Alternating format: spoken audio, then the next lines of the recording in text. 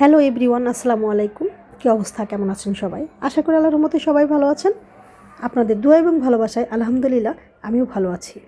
আমি সীমা আক্তার, আমার কিচেনে আপনাদের সবাইকে জানাচ্ছি স্বাগতম, অর্থাৎ সীমা কিচেনের সবাইকে স্বাগতম। আজকের রান্নায় থাকছে ডিম ভুনা। গাইস, ডিমগুলো প্রথমে খুব ভালো করে সিদ্ধ করে ধুয়ে নিয়েছি এবং কড়াইয়ের মধ্যে কিছুটা তেল দিয়ে তেলের মধ্যে ডিমগুলোকে ছেড়ে দিয়েছি। একটু হলুদের গুঁড়া দিয়েছি, হলুদের গুঁড়া দিয়ে ডিমগুলোকে ভালো করে ভেজে নিচ্ছি। ভাজা হয়ে গেলে ডিমগুলোকে আমি একটা বাটির মধ্যে সাইডে রেখে দিব। তো গাইস, আমার ডিম ভাজা কিন্তু হয়ে গিয়েছে। এখন আমি একটা বাটির মধ্যে ডিমগুলোকে তুলে রেখেছি। তারপর তেলের মধ্যেই কিন্তু পেঁয়াজ এবং কাঁচামরিচ বেরেস্তা করে নিয়ে এর মধ্যে অল্প অল্প পরিমাণ করে হলুদের গুঁড়া, মরিচের গুঁড়া সব মশলা অ্যাড করে দিয়েছি। তারপর মশলাটাকে কষিয়ে এখানে ডিমগুলোকে ছেড়ে দিয়েছি। ডিমগুলোকে ভালো করে একটু নাড়াচাড়া করার পর কিছুটা পরিমাণ ধনিয়া পাতা অ্যাড করে দেব।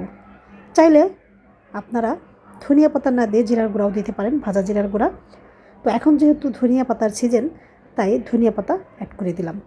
দিয়ে কিছুটা সময় ঢেকে দিলাম নাড়াচাড়া করে, কেননা ধনিয়া পাতাটা যাতে একটু সফট হয়, খেতে ভালো লাগবে। তো গাইস, দেখতেই পাচ্ছেন সবাই, ডিম ভুনা কিন্তু আমার হয়ে এসেছে। এখন শুধু নামানোর পালা। জাস্ট একটু লবণ দেখে ডিম ভুনাটা কিন্তু নামিয়ে ফেলবো। অলরেডি হয়ে গিয়েছে আমার ডিম ভুনা, নামিয়ে ফেললাম।